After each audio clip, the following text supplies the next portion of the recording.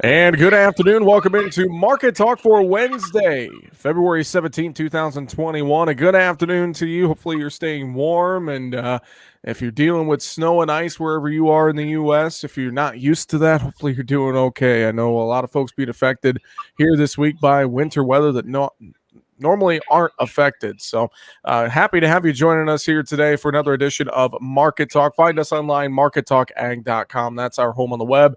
You can find our social media there. You can find all of our radio partners there as well. And a lot of great stuff online at markettalkag.com. Well, the markets came back in Tuesday really strong. Today, a little more mixed, a little more of a subdued tone.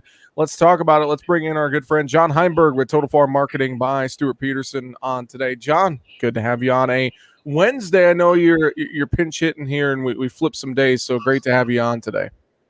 Not a problem. Glad to help you out. I know it's been a very difficult situation, especially in the South with the storms and things. And, and I feel for those people. A lot of things are working through down there, especially in areas that just aren't used to that type of weather. We can sit here and talk about the northern tier. We're actually a little excited. We finally might push 20 degrees today for the first time in about 3 weeks, it feels like. So, but again, take care out there, people, and make sure you're taking care of those animals and the equipment at the same time. Yeah, it's definitely a shock to folks in the South. I'm in Nashville, and entire city shut down basically, for a couple inches of snow. And being from Iowa and being a northerner, I mean, that to me, we're used to it. But we, definitely have thinking about those folks and what they're dealing with, and we know they'll get through it. Let's talk markets here today, John. Let's jump into things. And we got in Tuesday, really strong day in this market, and then we turn around today and pretty weak. Wheat was pressured pretty heavily today, with temperatures starting to moderate. I know corn, late surge in corn and beans finished right around that unchanged mark. What did you see in this market trade on the grain side today?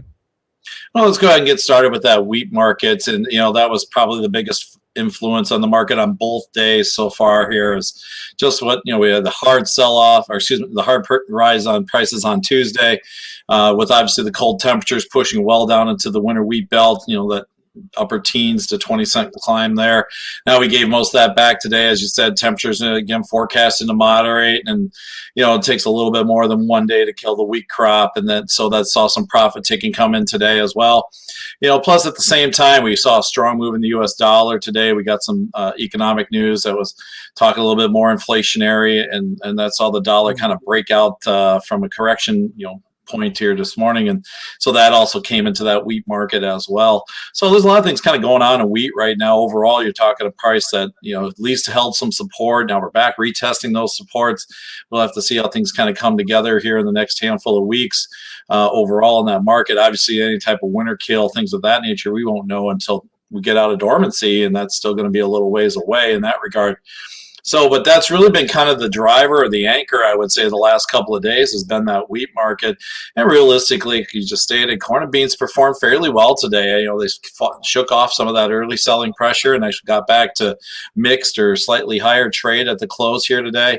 So, we're still looking at a market in the greens that has some upside potential in it, at least in terms of corn and beans here in the near term. But a lot of things still on the radar here over the next couple of weeks that keep us a little bit concerned on the market in general. Let's talk about some of those concerns. And I would think maybe one of the first, benchmarks here we got ahead of us, that Outlook Forum with USDA's tomorrow. And I think everyone is very curious to see some of those preliminary numbers and guesstimates, we'll call it, on acreage for 2021. And wondering, is that going to be something that if we get a rather large number, larger than expected, is that going to be a big mover of this market, or is it still a little too early to be thinking about acreage numbers and solidifying things? Well, you got a market that's got a lot of volatility, a lot of length in it. So realistically, any number that might be a little bit above the expectations, and really there aren't any going into this report. Everybody's got their darts thrown at a board what the acre number might be. So we'll just basically look at some budgetary numbers that'll put some first-time carry-out projections into 21.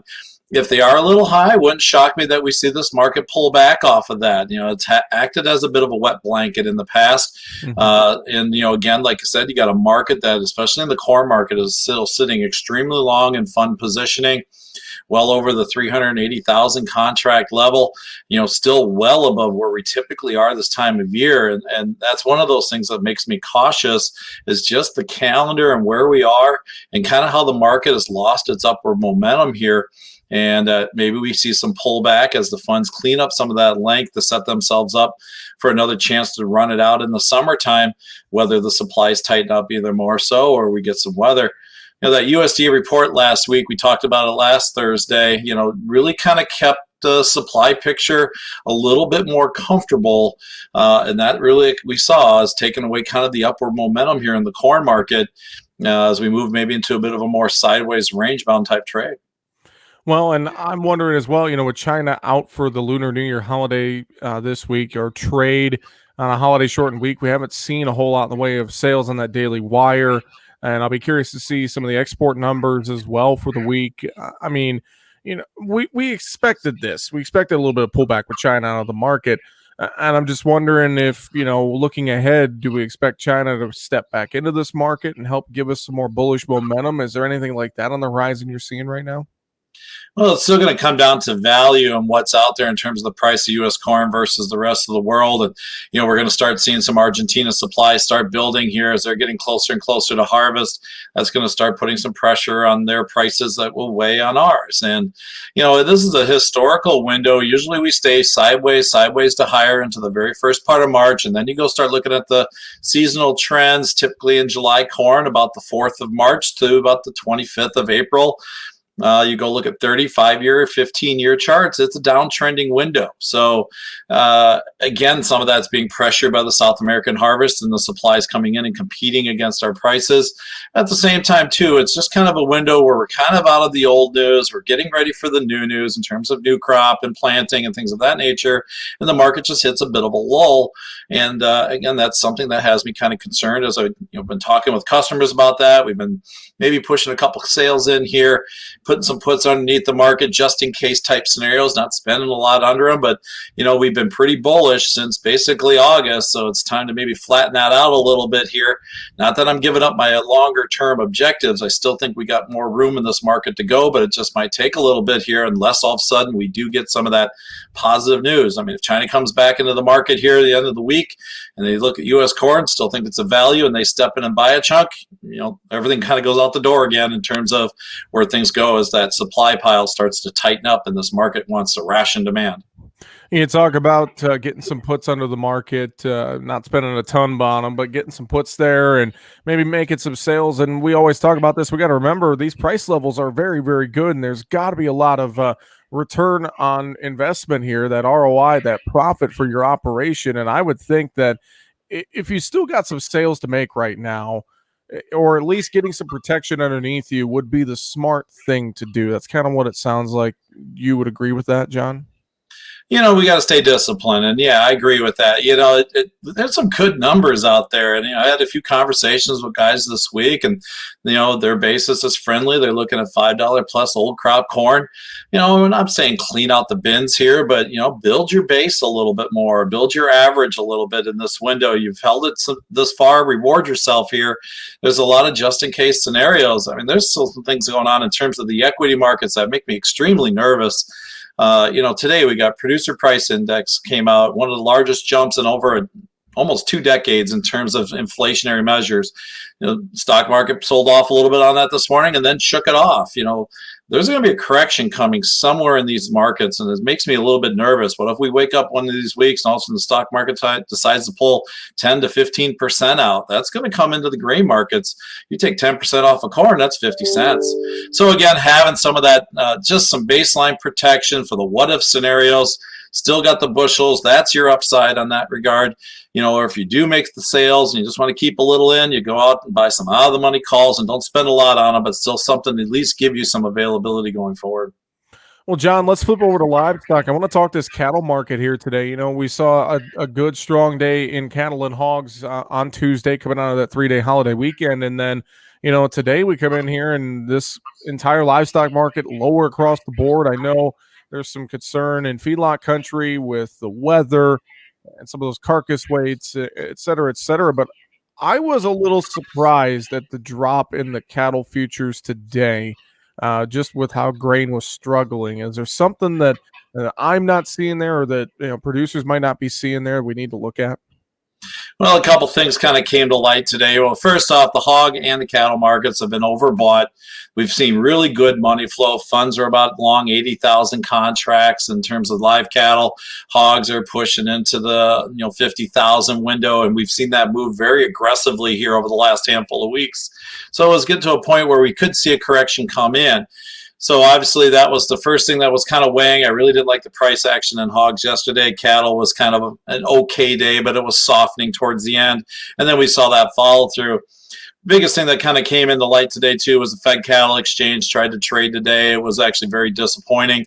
We saw a range from 111 to 113. That was below last week's numbers. No trade actually occurred. So obviously, if we got a market that's holding a pretty good premium to a potential cash market that looks softer, that also brought some selling out as well. Now we'll see what happens in terms of the countryside as the retail values in the carcass on the beef carcasses stay strong. So it's a combination of two things going to happen in terms of cash trade. The drop in the futures gives the packers a little bit more strength in their eyes. The strength in retail market prices or the wholesale beef prices gives the feedlot a little more resolve. And then obviously you throw in the weather. That's been a factor. We're watching the slaughter numbers obviously being decreased this week as we're seeing some difficulty in cattle country getting product moved and getting these cattle to the packing plants. So does that back things up? And that also brings some pressure into the market. So it's kind of a little bit of a perfect storm, a lot of little things hitting here today that caused that break in prices. Then on top of that, you saw the hog market kind of fall apart finally in that April contract. And so that tone in the market there in the livestock sector today was profit taking overall. Do have to watch, got cattle on feed on this week on Friday as well. So that'll be something that's on the radar. And again, another reason we see some squaring up maybe going into those numbers. Yeah, and that's a good point. And I'd forgotten about the cattle on feed report on Friday, so that definitely makes sense. And you mentioned that cash trade, and I saw that as well today too. Kind of disappointing, and I know that we've been trying to push this cash number a little bit higher. We've been asking, about $1 or $2 more here every week for the last month or so, and it just we can't seem to quite get to that level. I think we topped out probably about 115, 116 has been the highest we've gone on the live cattle side, John.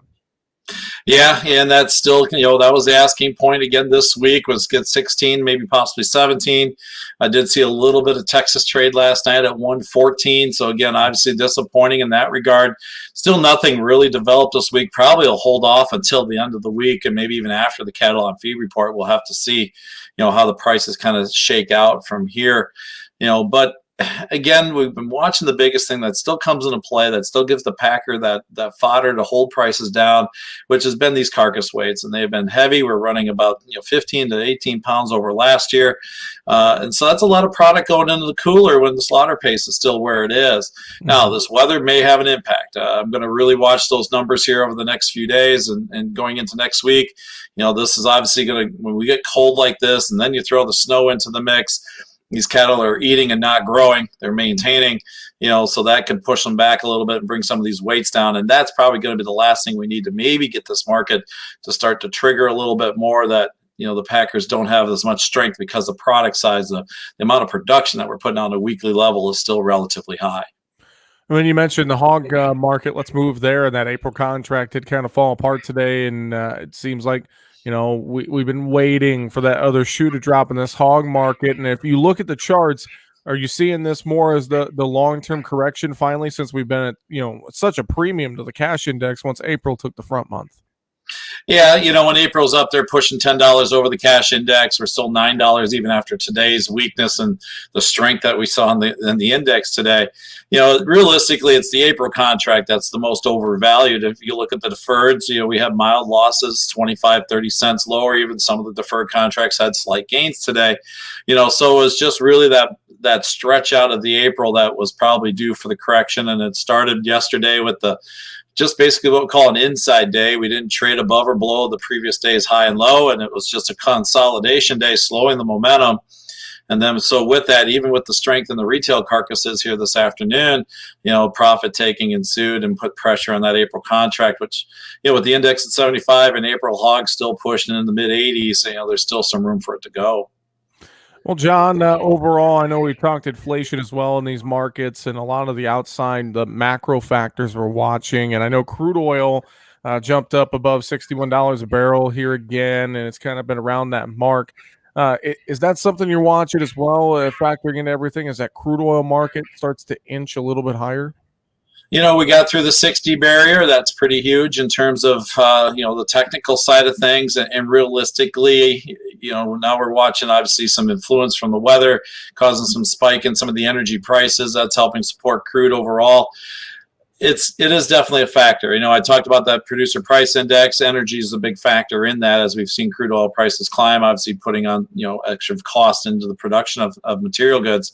So, crude, though, when it carries over, should help out the ethanol market, should help out the corn market, as well as the bean market, because of just some of the energy ties in those markets overall. So, keeping an eye on crude will definitely be something we watch. As this economy starts getting more opened up, as we get more vaccinations into people's arms and maybe get through some of the more COVID issues, it takes time for the U.S. oil industry to get those rigs up and running.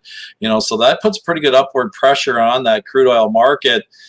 Just from the pure standpoint that demand might outstrip the supply side of the equation. So, we're kind of optimistic where crude prices could go going forward. Producers, make sure you're taking a look at your diesel and things of that nature for the spring. Make sure you're getting some, protect yourself a little bit there. Might be time to get some things locked in. I haven't looked at prices recently, but we've really seen some good trends higher in those levels. But that price action could continue as we go further into 2021. John, any thoughts on the dairy market before we run out of time today? Dairy market continues to disappoint. I was actually on the phone with the producer right before I got on the podcast here with you today, and we just can't seem to get any traction in that cheese market. We still got a lot of supply. We are still seeing the food service side starting to tick up a little bit, so that's at least encouraging. Maybe we've put our low in, and now we're kind of consolidating, building a bit of an uptrend. I can't even today's action, cheese prices were lower. We sold off hard, but all of a sudden we just kind of saw the milk price lift off those lows. So maybe that's an area that's showing us that, the sellers are drying up. It's still a very hard market, though, for producers. We're still dealing with the PPDs and some pullbacks off of those prices when the cash check arrives. It's real kind of hard to handle right now, but still got to look at what value is, where you can work on some value, and what we can do with it going forward in terms of protecting your checkbook. Well, John, I know producers could reach out to you and the team at Total Farm Marketing if they need a little help. I know you guys got a lot of great resources for them, both online and with a phone call. Yeah, if you'd love to chat with them anytime, feel free to give me a call at 800-334-9779. Shoot me an email at johnh@totalfarmmarketing.com. And again, use that totalfarmmarketing.com as our website. Take a look at some of the resources we have there. Recently just had some webinars regarding that last USDA report, as well as there's constantly some webinars being put together by the dairy team. So take a look at some of that information. And like I said, if you have any questions, feel free to reach out. John, appreciate the time as always. Thanks for joining us here today. Stay warm, and we'll talk to you next week. Thanks, Jesse. Have a great week, everybody, and stay safe. John Heinberg with Total Farm Marketing by Stuart Peterson, our guest today here on Market Talk. Find us online, markettalkag.com. This has been the Wednesday, February 17th edition of the show. I'm your host, Jesse Allen, wishing you a great